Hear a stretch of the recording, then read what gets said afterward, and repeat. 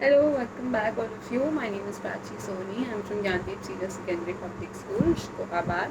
And today we are here to study class 12th NCERT Geography, India, People and Economy. In this series, we have already completed 8 chapters. We are on chapter number 9 and we are studying planning and sustainable development in with Indian context. So a part of this video has already been uploaded. So this is the second part, that is part 2 of this video, wherein we will start discussing about the case study about the Bharmor region. So let's start. Bharmor is a tribal area which comprises of Bharmor and Holi tehsils of Chamba district of Himachal Pradesh. तो हिमाचल प्रदेश में एक district है Chamba district. तो उस district में Chamba district में ही दो tribal areas हैं जिनका नाम है, एक का नाम है भारमौर एरिया और एक का नाम है आपका होली तहसील. तो भारमौर और होली की तहसील से मिलके चंबा डिस्ट्रिक्ट बनती है आपकी. सो भारमौर, होली एंड दोनों को मिला के बनती है आपकी Chamba district. It is notified tribal area since 21 नवंबर 1975. तो ये एक नोटिफाइड ट्राइबल एरिया है आपका 21 नवंबर 1975 से. बारमोर is inhabited bye Gaddi tribes. यहाँ पे कौन सी ट्राइब रहती है? गद्दी ट्राइब्स रहती है. तो आपको याद रखना है हिमाचल प्रदेश में कौन सी ट्राइब मिलेगी? गद्दी ट्राइब मिलती है. ये एक ट्राइबल कम्युनिटी है जो कि अपने हिमालयन रीजन के साथ एक आइडेंटिटी इस्टेब्लिश करके रहते हैं और ट्रांशुमैंस करते हैं. अभी ट्रांशुमैंस का मतलब क्या होता है? सर्दी में नीचे आ जाता है क्योंकि थोड़ा सा लोअर लैटिट्यूड्स पे कम सर्दी होती है और गर्मियों में वापस से ऊपर पहाड़ों के ऊपर जाकर रहने लगते हैं. तो ट्रांशुमैंस करते हैं एंड कन्वर्स्ड थ्रू गडीली डिफ्लेक्ट. और बात किससे करते हैं? गडियाली. इनकी लैंग्वेज का नाम क्या है? गडियाली डायलेक्ट. तो एक है आपकी Gaddi tribe, Bharmour region, Chamba district, Himachal Pradesh, talks practices transhumance, talks in Gadiyali. Bharmour जो है ट्राइबल रीजन है, यहाँ पे हार्श क्लाइमेटिक कंडीशन है. ऑटोमेटिक सी बात है, हिमाचल प्रदेश में रहना तो काफ़ी ज़्यादा सर्दी रहती है. रिसोर्सेज इनके पास कुछ ज़्यादा है नहीं है. इन्वायरमेंट काफ़ी फ्रिजाइल है, यानी कि थोड़ी भी सर्दी वर्दी बहुत ज़्यादा ऊपर नीचे होने की वजह से इन्वायरमेंट को काफ़ी ज़्यादा हार्म पहुँच जाता है. These factors have influence the society. और इन्हीं फैक्टर्स की वजह से जो सोसाइटी है और जो इकोनॉमी है वो काफ़ी ज़्यादा इन्फ्लुएंस हुई है. 2011 के सेंसस के हिसाब से जो टोटल पॉपुलेशन है भारमूर की सब डिवीज़न की वो आपकी 39,113 थी. दैट इज़ 21 लोग रहते हैं सिर्फ 1 स्क्वायर किलोमीटर के एरिया में. ये हमारी कंट्री का एक बहुत ही ज़्यादा बैकवर्ड एरिया है इकोनॉमिकली और सोशली. इकोनॉमिकली भी यहाँ पे कंडीशन कुछ अच्छी नहीं है और सोसाइटी के पॉइंट ऑफ व्यू से भी बहुत ज़्यादा अच्छा सिचुएशन नहीं है. तो हमारी कंट्री का एक काफ़ी बैकवर्ड एरिया है. हिस्टोरिकली जो गद्दीज़ हैं इनको जोग्राफिकल और पॉलिटिकल आइसोलेशन. ना what is geographical and political isolation? Geographical isolation का बहुत सिंपल सा ये मतलब है, मेरा घर यहाँ था, आपका घर यहाँ था. मैंने बोला नहीं, क्योंकि तुम ट्राइबल हो तुमको शहर से बाहर जाके रहना पड़ेगा. This is your geographical isolation. Political isolation क्या हुआ कि मैंने एक पर्टिकुलर ग्रुप को पॉलिटिक्स में इम्पॉर्टेंट पोजीशंस में पार्टिसिपेट करने के लिए कुछ उपलब्धि मतलब कुछ अपॉर्चुनिटी ही नहीं दी है, उसको हम पॉलिटिकल आइसोलेशन बोलते हैं. सोशो इकोनॉमिक डेप्रीवेशन था. सोसाइटी में कभी ज़्यादा इतनी एडवांसमेंट आई नहीं, मॉडर्निटी आई नहीं.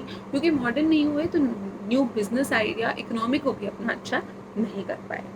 इकोनॉमी जो है इनकी वो लार्जली किस पे डिपेंड करती है? एग्रीकल्चर और एग्रीकल्चर से जुड़ी हुई एक्टिविटीज़ पे, जैसे कि शीप या गोट रेयरिंग. जो प्रोसेस है ट्राइबल एरिया का इस भागों को डेवलप करने का, यह हमारा 1970s में शुरू हुआ था, जब गद्दीज़ को हमने जो शेड्यूल ST वाला कैटेगरी है उसमें इंक्लूड किया था. Under the 5th 5-year plan, ये जो ट्राइबल सब प्लान था वो 1974 में इंट्रोड्यूस किया गया था. 70s में हमने इनके जगह पे थोड़ी सी बेटरमेंट शुरू हुई जब से हमने गद्दी ट्राइब को एक शेड्यूल ट्राइब में काउंट किया. फिर एक ट्राइबल सब प्लान बनाया गया था 1974 में, और जो भारमू था उसको एक मतलब इम्पॉर्टेंट रीजन कंसिडर किया गया 5 इंटीग्रेटेड ट्राइबल डेवलपमेंट प्रोजेक्ट. तो ITDP नहीं है, ITDP है, इंटीग्रेटेड ट्राइबल डेवलपमेंट प्रोजेक्ट. तो यहाँ पे 5 प्रोजेक्ट्स थे, उसमें से एक आपका ये भागलपुर का था हिमाचल प्रदेश में. The area developed plan, this area developed development plan was aimed at improving the quality of life of the Gaddis. यहाँ पे इसको करने के पीछे मेन रीज़न क्या था, जो गद्दी ट्राइब है उनकी क्वालिटी, उनकी लाइफ को ज़्यादा बेटर किया जाए, उनकी क्वालिटी, वो जिस कंडीशंस में रह रहे हैं उनसे उनको बाहर निकाला जाए, और जो नैरो यानी कि जो गैप है बिटवीन दी डेवलपमेंट बिटवीन भारमूर और अदर एरियाज, यानी कि हिमाचल प्रदेश के बाकी रीजन्स और भारमूर की डेवलपमेंट में जो गैप है उसको कम से कम किया जा सके. This plan laid the highest priority on development of transport. इन लोगों ने किन किन चीज़ों पर ध्यान दिया, ट्रांसपोर्टेशन पे, कम्युनिकेशन पे, एग्रीकल्चर पे, स्किल्ड एक्टिविटीज़ सिखाए जाए, सोशल और कम्युनिटी सर्विसेज बताई जाए. The most significant contribution of tribal supply, जो ट्राइबल सप्लान था इसका एक बहुत ही सिग्निफिकेंट कॉन्ट्रीब्यूशन ये रहा कि भारमूर रीजन में इंफ्रास्ट्रक्चर डेवलप किया. इन्होंने स्कूल्स बनाए, हेल्थ केयर फैसिलिटीज़ डेवलप करी, पोर्टेबल वाटर की सिस्टम डाला, रोड्स बनाए, कम्युनिकेशन और इलेक्ट्रिसिटी के चैनल्स बनाए. But the villages located along the river Ravi in Holi and Khani areas are the main beneficiaries of infrastructure development. तो ये बोल रहे हैं कि जो आपकी इन्होंने बनाया तो बहुत कुछ, पर जो रावी रिवर के पास में जो आपकी रावी नदी जाती है यहाँ से, वहाँ पे जो रिवर रावी, होली और खाड़ी एरियाज जो हैं वहाँ पर काफ़ी ज़्यादा हमको बेनिफिट्स इंफ्रास्ट्रक्चर के लोगों को मिले. The remote villages in Tunda and Kunti areas still do not have sufficient infrastructure. तो वो ट्राइबल एरियाज जैसे कि रिमोट एरियाज ऑफ टुंडा और कुंती में आज तक भी इतनी ज़्यादा डेवलपमेंट नहीं हुई है. तो कोशिश करी गई, पर हमने रिजल्ट देखा कि रिजल्ट जो था वो काफ़ी बैलेंस नहीं था. कुछ एरियाज़ को काफ़ी ज़्यादा फ़ायदा हुआ, कुछ एरियाज़ को उतना फ़ायदा नहीं हुआ. द सोशल बेनिफिट, जो ये इंटीग्रेटेड ट्राइबल डेवलपमेंट प्रोग्राम से हमको जो सोशल बेनिफिट्स मिले थे उसकी वजह से जो लिटरेसी रेट था, यानी कि जो वहाँ के लोग थे इतना पढ़े लिखे नहीं थे, पढ़ाई वढ़ाई में इतना ध्यान भी नहीं देते थे, उसकी वजह से हमारे प्रोग्राम की वजह से IT BP की वजह से लिटरेसी रेट में काफ़ी इंक्रीज़ हमने देखा. सेक्स रेशियो बढ़ा, चाइल्ड मैरिजेस जो वो कर रहे थे अभी तक वो काफ़ी ज़्यादा कम हुई. जो फीमेल लिटरेसी रेट था यहाँ पे वो 1.88% था.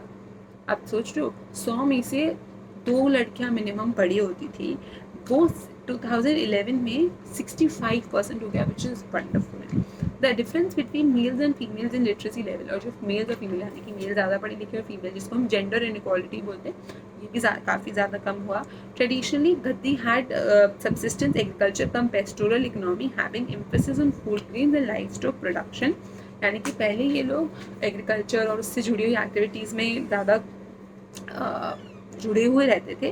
बट लास्ट 3 डिकेड्स यानी कि पिछले 3 सालों में 20th सेंचुरी की इन्होंने पल्सेस ग्रो करना शुरू किया, कैश क्रॉप्स ग्रो करना शुरू किया है भारमूर रीजन्स में. और जो क्रॉप कल्टिवेशन है वो आज भी पुरानी टेक्नोलॉजी को यूज़ करके किया जाता है, बहुत ज़्यादा एडवांस टेक्नोलॉजी नहीं है. The declining importance of pastoralism, pastoralism क्या होता है, इधर से उधर मूव करना. इसकी जो इम्पोर्टेंस थी, इसकी जो इम्पोर्टेंस थी वो काफ़ी ज़्यादा कम हो गई है पहले से. And economy of the region can be gauged from the fact that at present, और आप देख सकते हो कि आज की डेट में सिर्फ एक 1/10 पीपल जो हैं उस रीजन के, यानी कि 10 में से सिर्फ एक जना, तो मान लो 100 में से सिर्फ 10 जने आपके आज भी ट्रांसह्यूमेंस प्रैक्टिस कर रहे हैं, बाकी सब सेटल हो गए हैं. But Gaddis are still very mobile as a sizeable section of them migrate to Kangra. ये बोल रहे हैं आज भी गद्दीज काफ़ी ज़्यादा मोबाइल हैं, क्योंकि वो लोग कांगड़ा मूव करते हैं and surrounding areas during winter. ये लोग मतलब अपनी लेबर के लिए, काम के लिए, एम्प्लॉयमेंट के लिए आज भी बहुत ज़्यादा मूव कर रहे हैं कांगड़ा डिस्ट्रिक्ट में. पर पहले जैसे कि ट्रांसह्यूमेंस सर्दी गर्मी में ऊपर नीचे करते थे, वो उसका रेट एक्चुअली में काफ़ी कम. So that's about the Bharmour district. इससे आपको बहुत इजीली एक क्वेश्चन पूछा जा सकता है कि एक केस स्टडी के माध्यम से आप ये बताओ कि ऐसी कोई प्लानिंग करी गई हो इन दी पास्ट जिसकी वजह से किसी रीजन में आपने डेवलपमेंट देखी हो.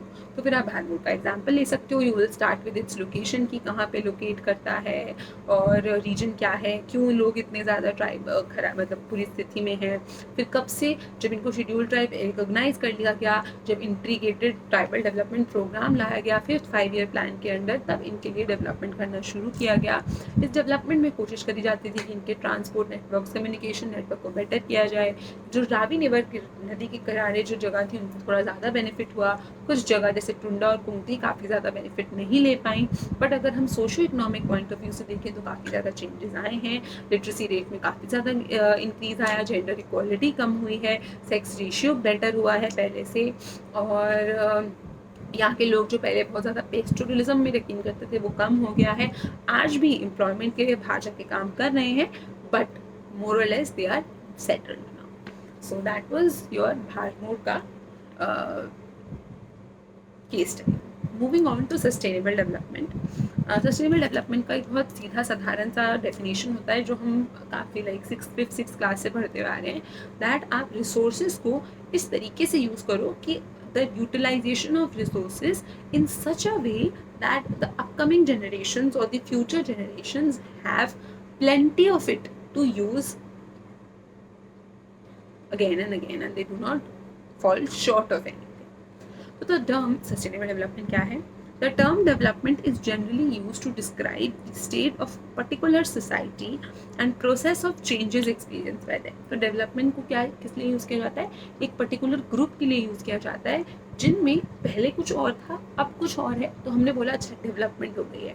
पहले अगर उनके पास दो बर्तन थे, आज के पास 10 बर्तन है, this is known as development. मतलब किसी भी, I am just giving a very vague example, but किसी भी सोसाइटी में कुछ भी चेंज होता है इन अ पॉजिटिव डायरेक्शन, उसको हम डेवलपमेंट बोलते हैं। During a fairly large period of human history, the state of the societies has largely been determined by interaction processes between human societies and their biophysical environment.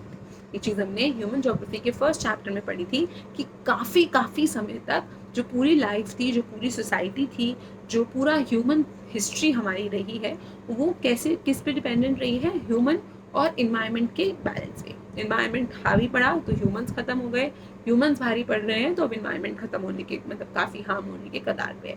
सो एक हमेशा एक relationship रहा है between the human beings and your environment. So the processes of human environment interaction depend upon the level of technology and institutions nurtured by the society. ये बोल रहे हैं कि जो ह्यूमन इन्वायरमेंट का इंटरेक्शन है ये किस पे डिपेंड करता है? हमने बात करी थी कि टेक्नोलॉजी पे डिपेंड करता है। हमको पता ही नहीं होगा, हम बारिश को नापने के लिए हमारे पास कुछ सिस्टम ही नहीं होगा, हमको ये प्रेशर को नापने के लिए बैरोमीटर नहीं होगा, तो ह्यूमिडिफायर्स, तो ये सारी चीज़ें क्या है, हमको जब तक हमारे पास टेक्नोलॉजी नहीं होगी हम इन्वायरमेंट के साथ इंटरैक्ट नहीं कर पाएंगे। तो ह्यूमन इन्वायरमेंट का रिलेशनशिप किस पे बहुत ज़्यादा डिपेंड करता है? टेक्नोलॉजी पे बहुत ज़्यादा डिपेंड करता है और इंस्टीट्यूशंस पे बहुत डिपेंड करता है। स्कूल में आपको सिखाया जाता है कि इन्वायरमेंट के साथ आप किस तरीके से यूज़ करें, आप आगे जाके गवर्नमेंट इन्वायरमेंट के प्रोटेक्शन के लिए लॉज लाती है।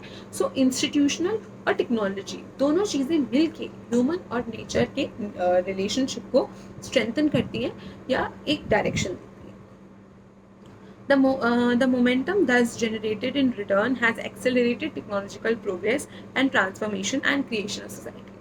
और इसीलिए जैसे जैसे धीरे धीरे हमारा जो मोमेंटम यानी कि स्पीड बढ़ी, इंटरेक्शन जैसे जैसे बढ़ता गया, टेक्नोलॉजीज़ के आने की वजह से, इंस्टीट्यूशन के आने की वजह से, ये जो रिलेशनशिप था ह्यूमंस और नेचर के बीच में, ये भी और ज़्यादा तेज़ आगे बढ़ने लगा। हेंस डेवलपमेंट जो होती है वो एक मल्टी डायमेंशनल कॉन्सेप्ट है, यानी कि मल्टी डायमेंशनल यानी कि इसके काफ़ी सारे साइड्स है, ऐसा नहीं है या तो है या तो नहीं है, it's very multi faceted, multi dimensional and signifies positive. ये डेवलपमेंट सबसे पहले बड़ा डेवलपमेंट क्या है? हमेशा पॉजिटिव होती है।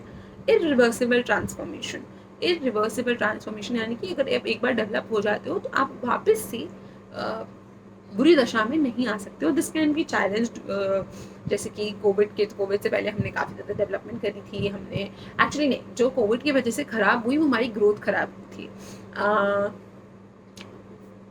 एक्चुअली में डेवलपमेंट भी लोगों को इतना पढ़ाया लिखाया गया, उनकी डेथ हो गई, इतना जो सरकार का पैसा लगा था इट ऑल गॉट वेस्टेड। जैसे आप बोलो कि मैं हमारी याददाश्त चली जाएगी तो हमारी डेवलपमेंट चली जाएगी, no, that is extreme condition. But अगर मैं आपको अभी कुछ सिखा रही हूँ तो मैं आपको आपकी दिमाग की जो डेवलपमेंट मेरे बात करने से और आपके सुनने से जो हो रही है वो इरिवर्सिबल होती है। वो ऐसा नहीं होगा ना आपके पास एक बटन है कि अच्छा ये जो मैम ने लास्ट पढ़ाया था भूल जाओ, दैट इज़ नॉट पॉसिबल। आपके दिमाग में कुछ एडजस्टमेंट्स भले ही कर सकते हो, आप अपनी चीज़ें ऐड कर सकते हो, जो मैं पढ़ा रही हूँ उसके साथ एडिशंस ला सकते हो, कुछ आप नहीं सुन रहे हो तो वो डेवलपमेंट होगी ही नहीं। बट अगर एक बार हो गई है तो जनरली इरिवर्सिबल होती है, वापस आप 0 बटा सन्नाटा पे नहीं जाओगे। ऑफ द इकोनॉमी, सोसाइटी और इन्वायरमेंट। तो कॉन्सेप्ट ऑफ डेवलपमेंट काफ़ी डायनेमिक है, डायनेमिक यानी कि काफ़ी वास्ट है और हमेशा चेंज होता रहता है। एंड ये आपके जो second half of 20th century यानी कि 1950s के बाद से काफ़ी ज़्यादा देखने को आया। जब वर्ल्ड वॉर 2 खत्म हुई आपकी 1945 में, the post world war 2 era, जो कॉन्सेप्ट था डेवलपमेंट का, ये आपका सिनोनिमस हो गया इकोनॉमिक ग्रोथ से। इसका क्या मतलब हुआ मैम? यानी कि ऐसा बोला जाता था कि अगर आपकी सोसाइटी, आपकी कंट्री में, कंट्री की इकोनॉमी अच्छी है तो मतलब आप डेवलप्ड कंसिडर किए जाओगे। आज भी ऐसी बहुत सारी कंट्रीज हैं जो बहुत ज़्यादा डेवलप्ड हैं बट इकोनॉमी अच्छी नहीं है, और ऐसे भी बहुत सारी कंट्रीज हैं जिनकी इकोनॉमी बहुत अच्छी है पर वो ज़्यादा डेवलप नहीं है। तो आज की डेट में जब से ह्यूमन डेवलपमेंट इंडेक्स निकला है उसके बाद से ये जो डिस्टिंक्शन है काफ़ी क्लियर हुआ है। बट उससे पहले जनरली कंट्री के डेवलपमेंट और इकोनॉमिक ग्रोथ को एक जैसा माना जाता था, एक समान माना जाता था। यानी कि अगर आपकी कंट्री की इकोनॉमी, आप 4-5 ट्रिलियन इकोनॉमी हो तो मतलब आप मोस्ट डेवलप्ड कंट्री में जाओगे, ऐसा होता था। Which is measured in terms of temporal increase, जिसको हम, ये जो आपकी इकोनॉमिक ग्रोथ होती है हम कैसे मेजर करते हैं? GNP से, gross national product, all the goods and services produced in an area with in a country and in a particular time period. GNP है तो ग्रॉस नेशनल प्रोडक्ट है, तो आप NFI वगैरह सब इंक्लूड कर सकते हो। सो ये आपकी मेजरमेंट होती है। GNP क्या है? GNP is the measurement of your economic growth. And per capita income और पर कैपिटा कंजम्पशन, और पर कैपिटा इनकम यानी कि एक इंसान के पास कितना इनकम है, वो कितना कंज्यूम कर रहा है। बट इवन द कंट्रीज, वही जो बात मैंने बोली, इवन वो कंट्रीज जिनकी इकोनॉमिक ग्रोथ काफ़ी ज़्यादा हाई थी, यहाँ पे हमने गरीबी का राइज होते हुए देखा क्योंकि अनइक्वल डिस्ट्रीब्यूशन था। अनइक्वल डिस्ट्रीब्यूशन का मतलब, एक एग्जांपल लेते हैं USA का। USA इकोनॉमिकली काफ़ी बेटर है बट वहाँ पे काफ़ी ज़्यादा गरीब, अब चीज़ें काफ़ी बेटर हो गई बट इनिशियली जो उनका नंबर ऑफ पुअर पीपल था, जो पॉवर्टी थी, वो वहाँ पे बहुत ज़्यादा इंक्रीज हो रही थी क्योंकि अनइक्वल डिस्ट्रीब्यूशन था। जिसको आता था, जिसको पता था, वो तो कमाता जा रहा था, कमाता जा रहा था, कमाता जा रहा था। जिसको कुछ नहीं होता था, उन दोनों लोगों के बीच में जो गैप था वो काफ़ी ज़्यादा वाइडन हो गया था। So 1970s में the phrases such as redistribution with growth and equity were incorporated in the definition of development. तो भाई 1970s में redistribution यानी कि जिनके पास ऑलरेडी है उनको, भाई मेरे पास 500 रुपये का मैं आटा खरीद सकती हूँ, पर मैं 500 रुपये का आटा खा नहीं सकती हूँ ना, तो मैं कितने का आटा खरीदूंगी? 50 रुपये का, मेरा कंज्यूम हो जाए। तो इसीलिए सरकार क्या करती है? रीडिस्ट्रीब्यूशन की। भाई आप 500 रुपये का आटा खा सकते हो, 500 रुपये का आटा जमा करने की क्या ज़रूरत है? बाकी जिसको ज़रूरत है उसको खरीदने दो। सो रीडिस्ट्रीब्यूशन की बात करी गई कि रीडिस्ट्रीब्यूशन और ग्रोथ, यानी कि जब आप उन लोग, इक्वल डिस्ट्रीब्यूशन होगा तभी ग्रोथ होगा, इक्विटी जैसी चीज़ों को इंक्लूड किया गया। While dealing with the questions related to redistribution and equity, it was realized that the concept of development cannot be restricted to the economic sphere only. तो जब हम इक्विटी, ग्रोथ, रीडिस्ट्रीब्यूशन की बात कर रहे थे तब हमको रियलाइज हुआ कि डेवलपमेंट सिर्फ इकोनॉमिक ग्रोथ से रिलेटेड या सिनोनिमस नहीं हो सकती है। Development is huge, development is vast, development is dynamic.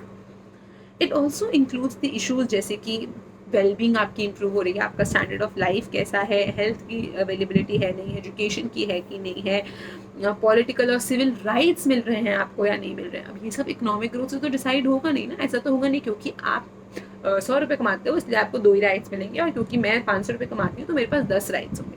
ऐसा नहीं होता है। कंट्रीज जनरली राइट्स सबके लिए इक्वल होते हैं। जब इंडिया इंडिपेंडेंट हुआ था तो भले ही हम बहुत ज़्यादा रिच नहीं थे, हम we were not very rich in terms of money, but हमारा जो कॉन्स्टिट्यूशन था उसने फंडामेंटल राइट्स दिए, हमने सेकुलरिज्म अडॉप्ट किया था।